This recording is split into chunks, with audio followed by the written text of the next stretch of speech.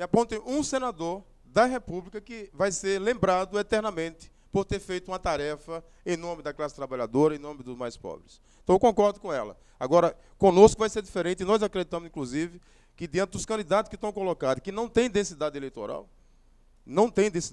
exceto o Marco Marcel, que já foi governador biônico pela ditadura militar, está aí candidato à recondução ao cargo por mais 8 anos, os outros não têm densidade eleitoral. Então, nós estamos com uma tranquilidade muito grande de que, daqui até o dia 3 de outubro, é bem possível, se vocês abrirem espaço para nós, para mim, para a companheira Simone e para outros companheiros do PCB, etc., a gente poder fazer um debate com a sociedade pernambucana e conseguir alavancar dessa vez e colocar no Senado alguém que possa, de fato, defender os interesses da classe. Porque nós somos da própria classe, eu sou um professor universitário, trabalho na universidade, trabalho com meus alunos e temos visto também o grande show pirotécnico que é na área da educação que o Lula tem feito com o ProUni, o ReUni, com expansão sem qualidade, contratando professores com 40 horas, com 20 horas, quando nós defendemos professores com dedicação exclusiva. Então, companheira, pode acreditar que a nossa proposta ela vai além dessa cultura que está impregnada na mente do senso comum de todos os brasileiros, de que os políticos todos calçam 40. Nós não calçamos 40.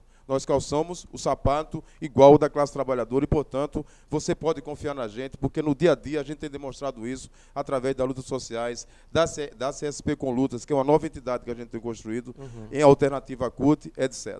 Mais uma participação do telespectador na rua. O que é que ele vai fazer para Pernambuco? A coisa melhor que ele vai trazer para Pernambuco. Pode falar, Cândido. Olha, companheiro, essa pergunta é interessante porque nós temos um blog e temos um site também e temos feito esse debate. Porque há um discurso, uma retórica de todos os candidatos aí majoritários na pesquisa, né, pelo menos é o que se apresenta, eu não fiz pesquisa, nosso partido não faz pesquisa, é de que... e agora? Esqueci a pergunta. O que é que vai fazer para o Pernambuco? Sim. Então, concreto. pessoal, eles dizem que vão fazer por Pernambuco. Nós dizemos que vão fazer para os pernambucanos. Essa é a grande diferença. Veja só a diferença do discurso. Eles dizem, Pernambuco está crescendo, por um Pernambuco, para crescer Pernambuco, e a gente diz diferente. Nós estamos defendendo o crescimento dos pernambucanos. Foi assim que fizemos o debate com relação ao complexo de Suape. O companheiro Jair, que está aqui conosco, fez 2 debates sobre a questão do complexo de Suape. É importante que você traga desenvolvimento para Pernambuco. É importante que você traga o processo de industrialização, que inclusive está mudando a configuração do operariado do Estado, que até então era agro-canavieira, e agora nós temos um salto muito grande de uma nova classe operária despertando ali em Suape. Então, como é que nós intervimos no processo de Suape? A conversar com os companheiros, que eles precisam se organizar, criando CIPAs, criando um sindicato que muitas vezes a DRT e o Ministério do Trabalho não dá cobertura suficiente à organização dos trabalhadores, não permitindo sequer a organização sindical, e a gente muitas vezes tem que recorrer ao OIT para poder dirimir conflitos, né, da relação trabalho-capital nesse país. Vamos agora às perguntas dos jornalistas, a primeira rodada de perguntas dos jornalistas. Lembrando que você pode dar a sua opinião, né, dar inclusive a sua sugestão para a nossa série de entrevistas. Nós estamos com um produtor diante do telefone, o telefone é o 3429 1982, 3429 1982, inclusive sugerindo aí o movimento social organizado, a participação nas próximas entrevistas. Você é um debate aqui de mão dupla, é uma entrevista de mão dupla que a gente faz entre nós aqui da televisão, a sociedade civil, jornalistas, estudantes universitários e você que é telespectador e que acompanha o nosso trabalho aqui na TV Nova. Primeira jornalista a fazer pergunta, Mônica Mel, né? Boa noite, Mônica Mel. Boa noite, Pedro. Boa noite a todos os convidados. Boa noite ao candidato e você que está em casa. Retomando a questão trabalho, o aumento do salário mínimo e a redução da jornada de trabalho para 36 horas são propostas da base de sua candidatura.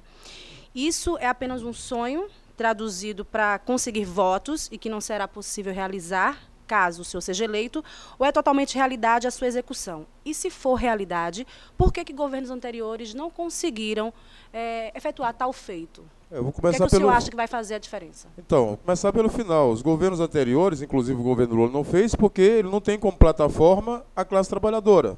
Eles têm como plataforma os financiadores das suas campanhas. A exemplo do que está acontecendo hoje, que Dilma a Marina e o Serra estão arrecadando em torno de 300 milhões de reais que não são deles. Eles não têm esse dinheiro e estão pegando com os empresários. Então, eles não fizeram exatamente por isso, porque a prioridade dos governos era exatamente favorecer o grande capital. Inclusive, o Lula hoje, ele bate no peito e a candidata dele diz que tem um orgulho de ter aumentado o salário mínimo para 57%, enquanto que os bancos, ele também diz com orgulho, ganharam tanto dinheiro na vida quanto no governo Lula, 400% e até alguns chegaram a 800% de lucro. Então, esses governos não fizeram por questão de prioridade.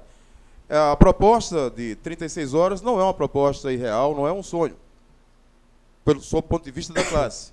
É uma proposta contundente, é uma proposta que vai aumentar empregos, é uma proposta que não vai quebrar empresa nenhuma, porque o trabalhador que trabalha 44 horas e até 56 horas, como é o caso daqui desse estado, ele termina, no final da jornada, não produzindo o suficiente se você entrasse com um novo turno de trabalhadores e, portanto, a produção da fábrica não cairia e você estaria aumentando o número de empregos. Então, é um discurso que ele é real, é um discurso tão real, porque aproxima, inclusive, aqueles que estão desamparados, sem emprego. Então, nós estamos falando para os que estão empregados, que tem que reduzir a jornada de trabalho para poder ter mais espaço para o lazer, mais espaço para a sua família, mais espaço para a educação, se quiser estudar à noite, se quiser ir para o cinema, e também aumenta o número de empregos, sem aumentar a folha de pagamento. Então, é um discurso, né, que a burguesia e a mídia tenta passar para a classe trabalhadora de que as nossas propostas são irreais ou são radicais. E a gente diz o seguinte, que radical é deixar uma criança morrendo de fome no meio da rua. Radical é deixar uma criança fora da escola. Radical é deixar um pai de família dormir debaixo da ponte. Isso é um radicalismo pleno.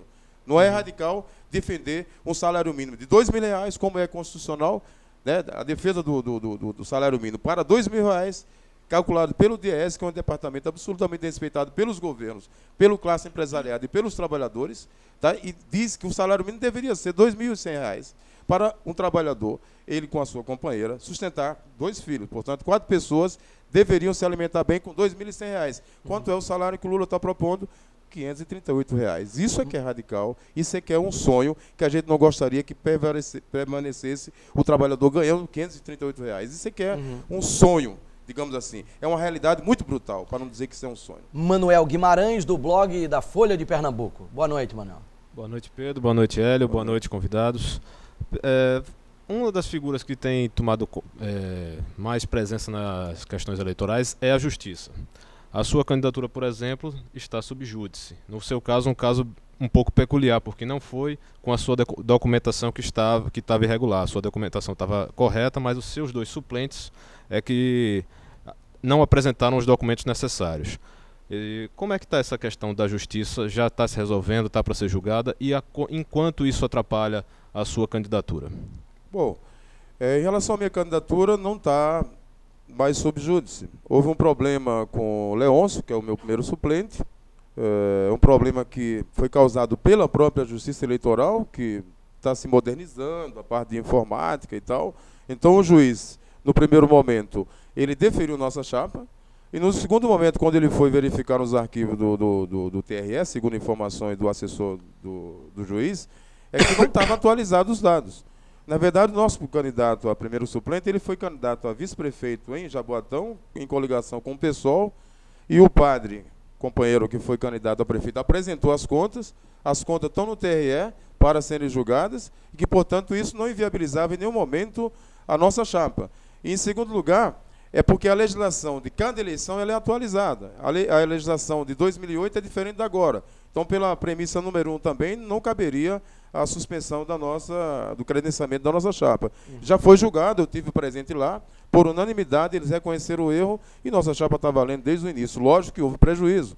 Muitos companheiros nos perguntavam, até alguns da oposição, eu fui candidato na minha universidade pela DUFERP, que é uma seção sindical do Andes, e a oposição utilizou desse artifício a dizer que eu estava colocado na ficha limpa, como não é verdade, nem eu, nem o meu